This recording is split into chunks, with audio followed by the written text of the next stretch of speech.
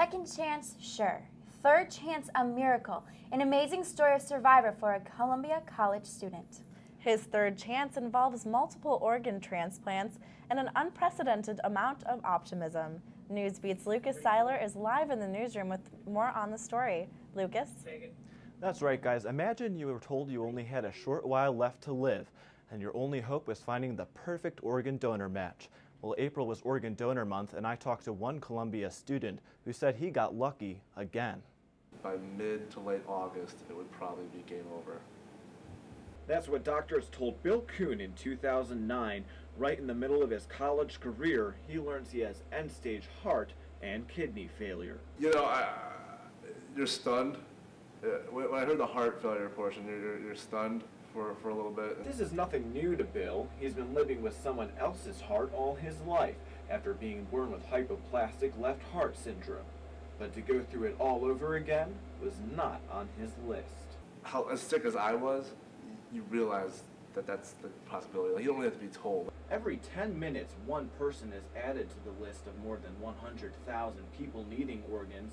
Dr. Ed McGee sees this all too often in Northwestern Memorial and says what happened to Bill is nothing new. If you look at survival after transplant, after a heart transplant, it's 90% at 1 year in good centers. It's about 60% at 5 years. Only 40% of Americans donate. He says that severe shortage needs to change.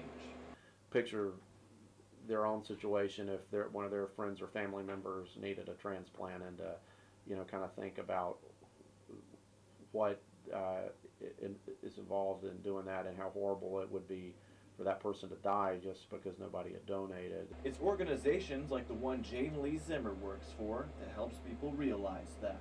And if you could be that difference for someone, why wouldn't you be that different? She works where Bill went to find his donor, a gift of hope.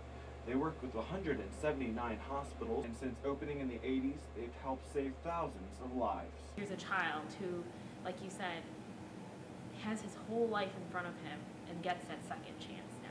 And you said that you actually hear about people's stories after the fact, after they've received donations? Yeah, so in our public relations department, we work with a lot of people who give back by volunteering because they have been so impacted. Now Bill says he volunteers for Gift of Hope and speaks at driver's ed classes and events like this one. Received, your son saved my life. My hope is you find joy and solace in knowing he lives through me. You live every day like it's your last, really, after you've been through something I've been through. Just live everything to the fullest.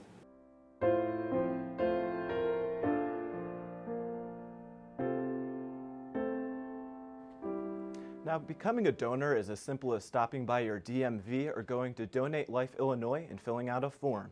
I'm Lucas Seiler, live in the newsroom. Back to you guys in the studio.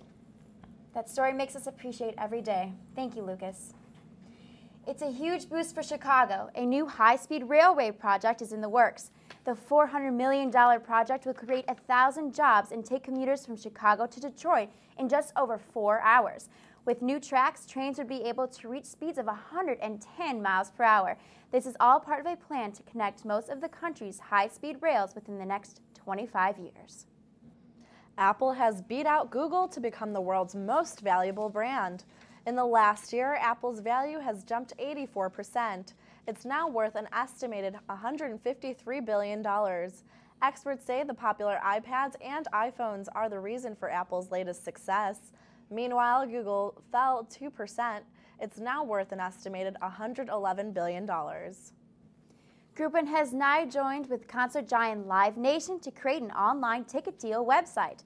GrouponLive.com will offer limited-time deals on concerts, sports, and other live events. The site will be up and running by this summer, but you can already log in to register your email address. And today is the first day of 80-degree weather, and people are already breaking out their summer clothes. Let's go to Anna Samovska with the weather, who is live outside enjoying this beautiful day.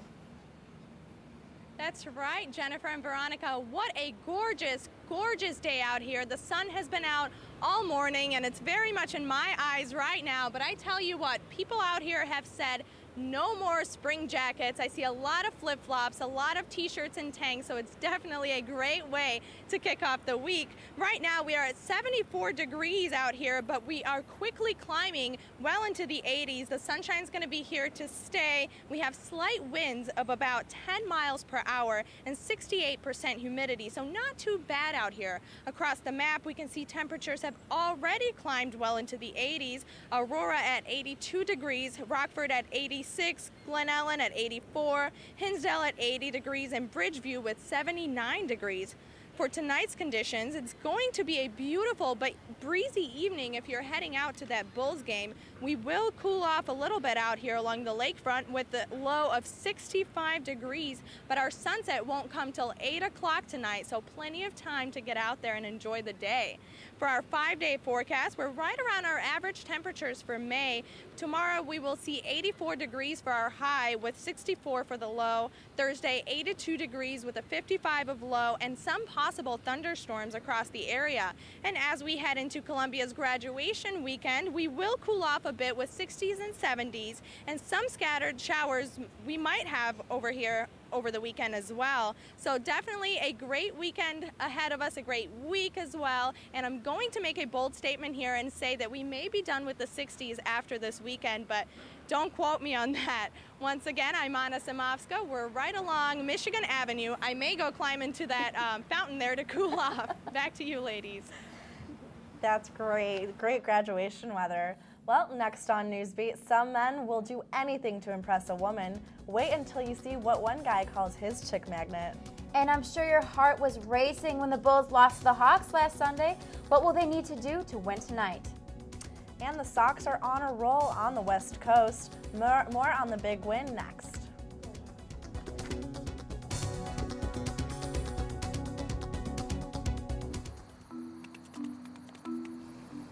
Laura says we should start worrying about drinking at these things. You're only 12. I know. I'm just glad you know better, sweetheart. You're too smart for that, right, honey? Real kids are curious about alcohol. 40% tried by the 8th grade. Talk early, talk often, get others involved. Tommy's a really good kid. He's really helpful around the house. He loves to play with his friends. He loves school, too. He's real smart. My Tommy would never even think about trying alcohol. Isn't that right, sweetie? Real kids are curious about alcohol. 40% tried by the 8th grade. Talk early, talk often, get others involved.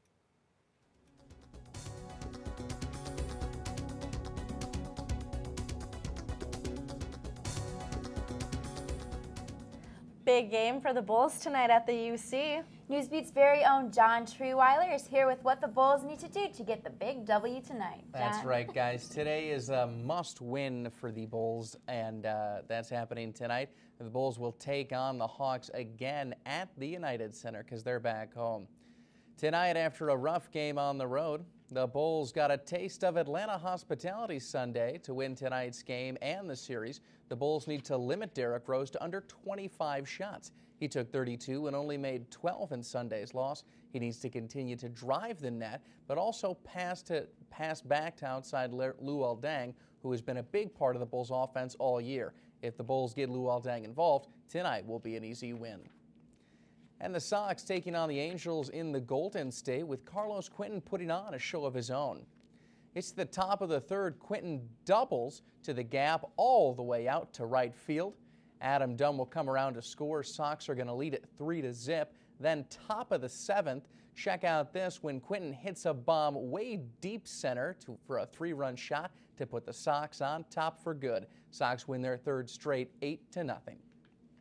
And the Miami Heat lost to Boston last night, but they're not taking it easy on the Celtics. Even with Rajon Roden's dislocated elbow, he managed to play the entire game. Things looking good for the Celtics early on. Ray Allen put in this one-handed dunk in the third, but the fortune wouldn't last long. That game would go to overtime with the Heat retaliating. Dwayne Wade putting in this long three, and then the tip in by Chris Bosh seals the win for the Miami Heat. I should correct myself, 98-30, giving them a 3-1 series lead. And Cubs taking on the Reds Sunday at Wrigley Field. The boys in blue were sporting some bright pink in celebration of Mother's Day, but the celebration wouldn't last too long.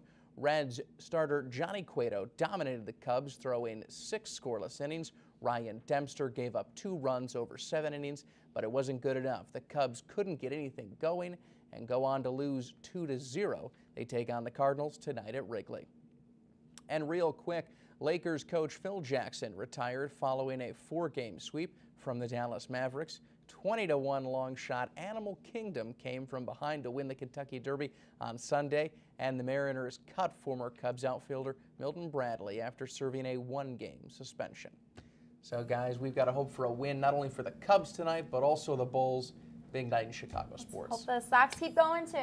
And I'm excited for that Cubs game too. Absolutely. Right. Finally, some men use cars to impress women, maybe even jewelry. Look at what a Chicago man says is his chick magnet, a 4-foot alligator that he kept in a fish tank in his kitchen. And it apparently worked because he had it for 5 years.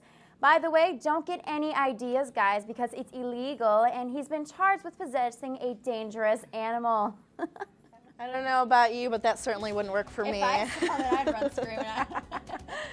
That's it for Newsbeat this semester. I'm Jennifer Sheehan. And I'm Veronica Clough for Anna Simofska and John Trueweiler. Have a great week, and congratulations to all the grads.